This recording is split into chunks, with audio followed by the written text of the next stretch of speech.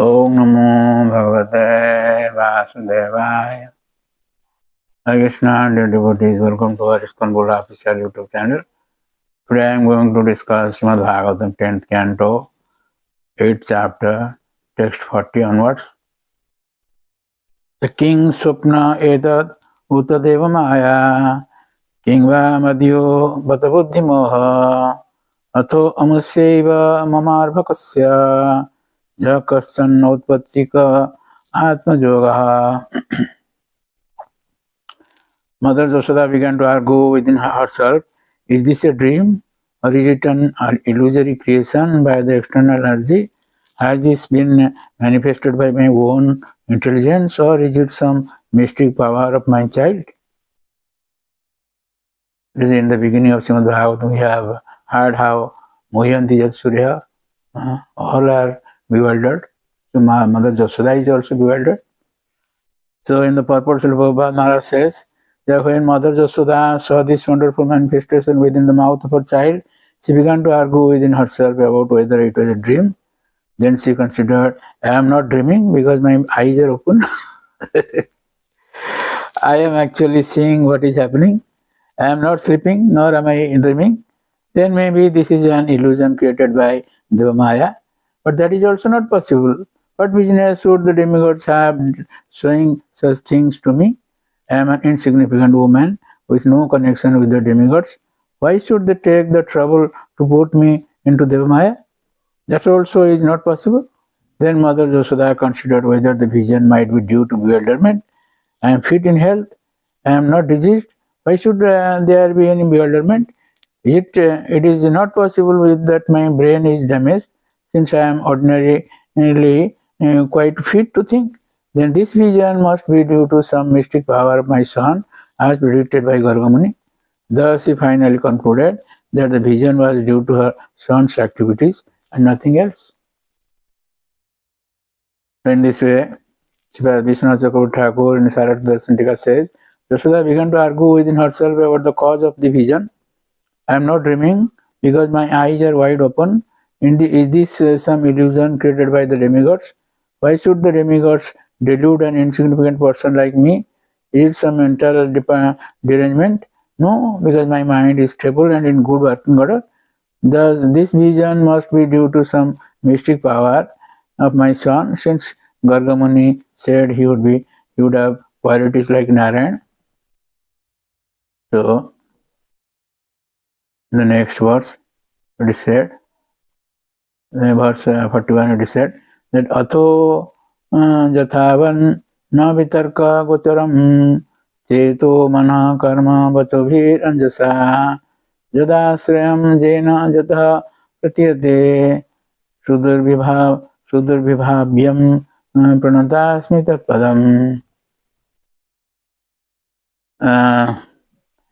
Therefore, let me surrender unto the Supreme Personality of Godhead and offer my obeisances unto Him who is beyond the conception of human speculation, the mind, activities, words, and arguments, and who is the original cause of this cosmic manifestation, by whom the entire cosmos is maintained, and by whom we can conceive of its existence.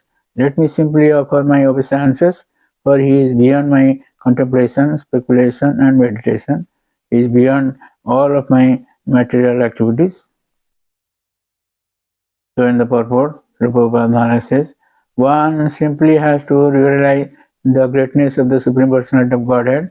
One should not try to understand Him by any material means, subtle or gross.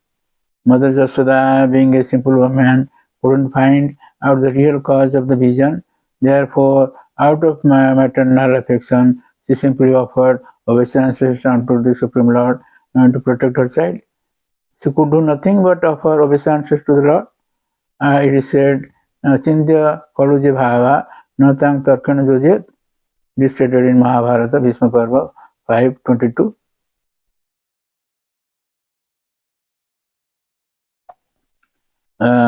One shouldn't try to understand the supreme cause by argument or reasoning.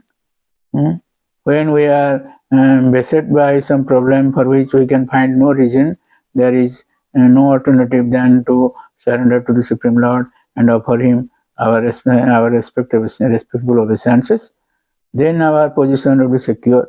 This was the means adopted in this instance also by Mother Jasoda. Whatever happens, the original cause is the Supreme Personality of Godhead, Sarva Karana Karanam, I studied in Brahma Samhita 5.11. But when the immediate cause cannot be ascertained, let us simply offer our obeisances at the lotus feet of the Lord. Mother Jasoda concluded that the wonderful things she saw within the mouth of her male child was due to him, although she couldn't clearly ascertain the cause. Therefore, when a devotee cannot ascertain the cause of suffering, he concludes, Satyanukampam susamikyamano jana evatma gutam vipagam Namaste Jive Tujo Mukti Padeseva. Stated in Srimad Bhagavatam 10th Canto, 14th chapter, text 8. The devotee accepts that it is due to his own past misdeeds that the Supreme Personality of Godhead has caused him some small amount of suffering. Thus he offers obeisances to the Lord again and again. Such a devotee is called Mukti Pade Sadaiva. That is, he is guaranteed his liberation from this material world. As stated in Bhagavad Gita 2.14, Matra Svarsastu Kuntaya Sitosna Sukha Agam Painonantya Sankti Sikha Subharta.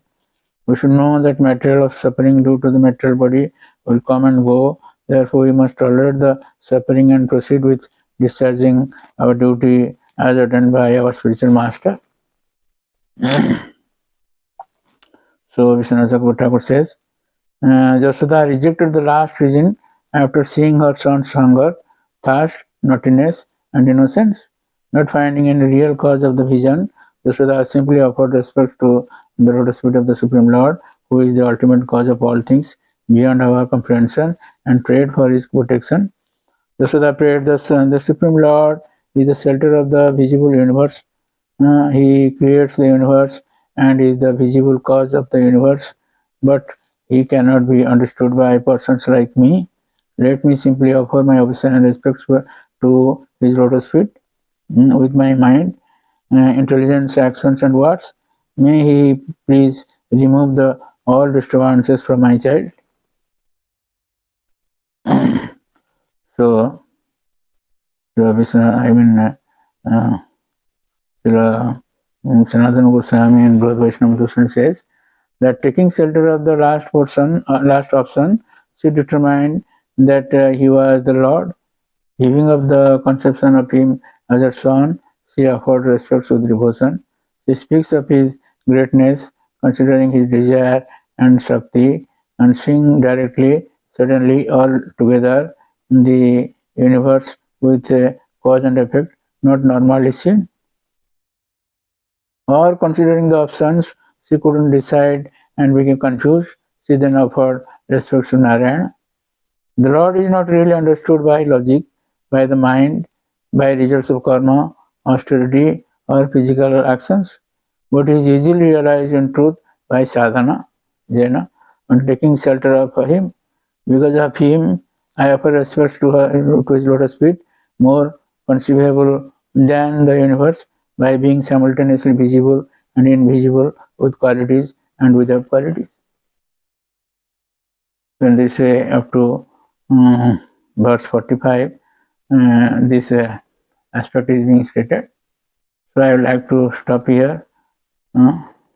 Next episode, we'll start from verse 42. So thank you very much for listening to this lecture, and please don't forget to subscribe channel, like our channel, and get blessings of Hare Krishna.